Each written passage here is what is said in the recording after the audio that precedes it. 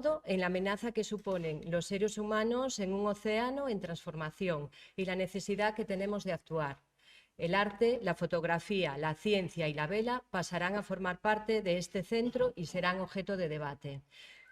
Vamos a tener, como bien dijo Margarita, 3 exposiciones, las cuales agradezco que hayan contado con nosotros, y también una interesante mesa redonda sobre el tema de las orcas ibéricas y las interacciones con embarcaciones de vela a lo largo de la costa de la península ibérica. Desde aquí quiero invitarles a que disfruten de este centro, que no se quede solamente en hoy, sino que vengan más veces, que traigan más gente, que vengan a ver este centro que tenemos aquí, y muchísimas gracias tanto a los expositores como a todos los que nos Cuando acompañan. se mira, Bienvenidos al Galicia Centro tienen 1.200 kilómetros de costa. De estos 300 kilómetros de playas que son muy bonitos y muy limpios en el verano, pero en el invierno cambia. Con las tormentas, las mareas, el oleaje, hay mucha basura. Entonces, más que ahora. Y de esta basura, en gran parte, son plásticos. Y nosotros nos preguntamos, pero ¿de dónde viene todo este material? Esto es un macroplástico, diría, no un microplástico. Bueno, pero ¿de dónde viene todo este material? Porque nos pusimos a investigar un poco lo que encontramos y vimos que gran parte de lo que había eran de actividades de pesca, especialmente nazas, restos de nazas, trozos de nazas o todo tipo de redes que pudimos encontrar. La acuicultura, que es muy importante en las rías de Galicia, aquí en la ría de Sada también o en las rías bajas, ahí se crían, por ejemplo, los mejillones que crecen encima de cuerdas que cuelgan de las pateas, que después se meten en sacos de redes para la venta, y los sacos estos aparecen, por ejemplo, en las playas. Todo el resto, basura urbana y doméstica, todo tipo que se puede imaginar, se puede encontrar ahí. Botellas de plásticos, bolsas de plásticos. En los últimos años hay mucho menos bolsas de plásticos con las nuevas normativas europeas y todo tipo de material que está hecho de plástico se encuentra también en las playas. La siguiente pregunta era, ¿qué problemas originan estos materiales? Porque si un bulto así como puedes ver ahí en esta foto no puede ser sin consecuencias. Uno de los más importantes problemas que encontramos era el enredo de los organismos, especialmente tortugas, pero también los cetáceos y otros peces se enredan en las redes que quedan flotando o abandonados o en el fondo del mar. Otro problema grave era la ingestión de plásticos.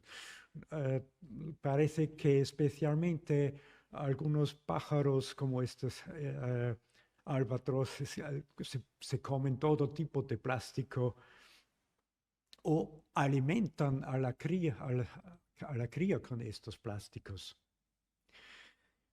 Y cuando se trata de microplásticos, más fáciles de ingerir claramente. También utilizan el plástico otros organismos para viajar por todo el mundo, como un barco. Flotan por todos los mares y llegan así a nuevos ecosistemas donde se instalan y multiplican. Son los materiales de plásticos, los microplásticos, también te llevan materiales tóxicos, claramente, que tienen... Algunos tienen efectos hormonales sobre los organismos y todo esto que al final también aumenta la mortandad. Establecemos un protocolo de actuación.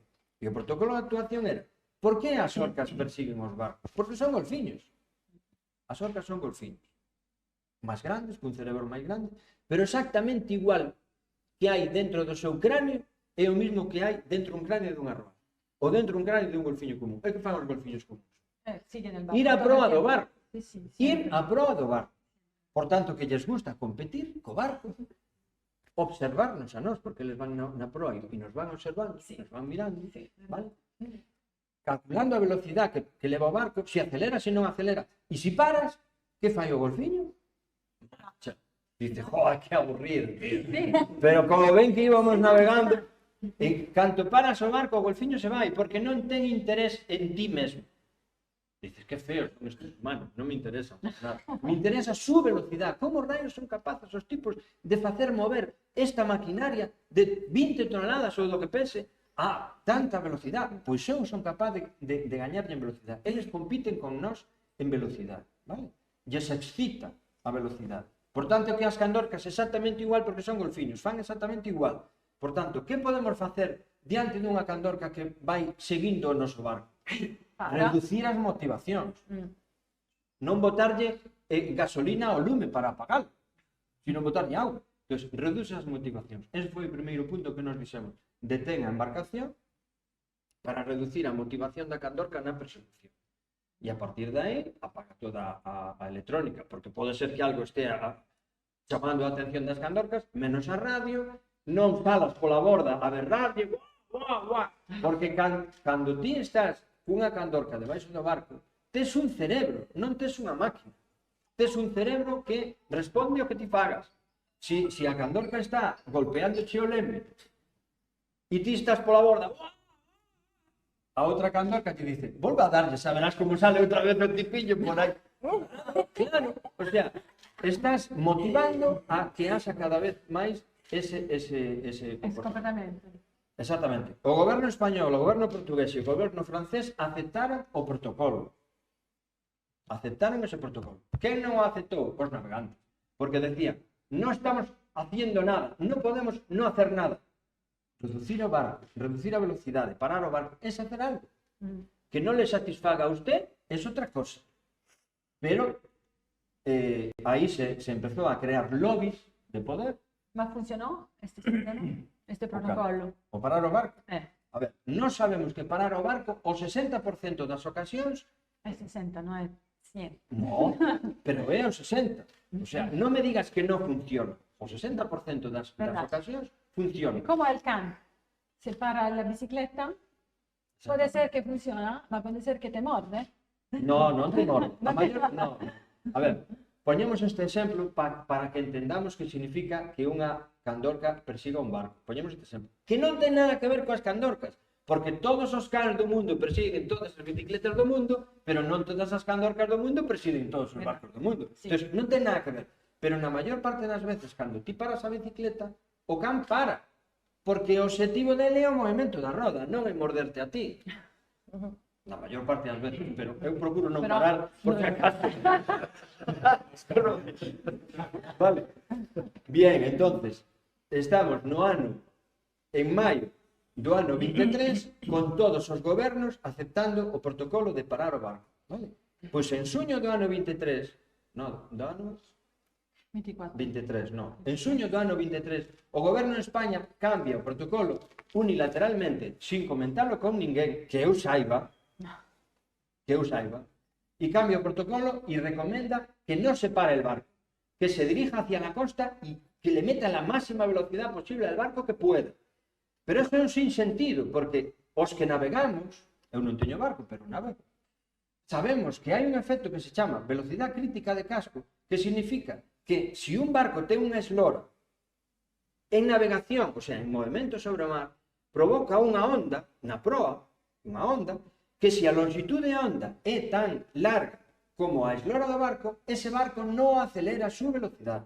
Non puede físicamente acelerar su velocidade, salvo que vaya por riba da auga. Con, por exemplo, un motor por a bordo, que levante o barco fora da auga físicamente e solamente a hélice vaya por debaixo da auga. Eso non pasa en un velero. Que significa eso? que un velero de 13 metros non pode navegar máis a máis velocidade de 8,8 nudos. Exactamente. Col motor. E depende do motor, claro. Depende da eslora do barco. Por tanto, que se usted pone el barco a toda velocidade, aunque le meta 400 caballos por la popa, non vai a superar os 8,8 nudos. No. E unha candorca navega a 30 nudos. Bueno. Vale. Entonces, eso non ten sentido. E ademais, sabendo un pouquiño de física, sabemos que a candorca é capaz de trasladar a enerxía potencial do seu corpo duplicando a velocidade e cuatriplicando o peso do obxecto que toque. Eso que significa que un barco de 20 toneladas, se é unha que vai a 8 nudos, o toca unha candorca de 3 toneladas, pero que vai a 30 nudos, traslada a súa enerxía potencial 10 veces máis que o fai en reposo. Es peor que el dando del timón, del pavo. Claro, entonces, eso significa que a toda velocidade, todo o que pase, va a ser un desastre desastroso. E todos os barcos que se afundiron, que foron 9, iban a toda velocidade, ningún deles parou.